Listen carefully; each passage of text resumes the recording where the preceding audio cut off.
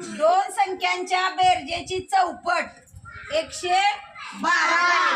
त्यापैकी एक संख्या 15 आहे, तर दुसरी संख्या कोणती? बघा, 112 आपल्याला संख्या दिली, आपल्याला चौपट काढायची आहे. म्हणून या संख्येला 4 न भागायचं. 4 दोन्ही 8. 11 8 गेले, 3 राहिले, उतरून घेतले 2. 8 4 8 32.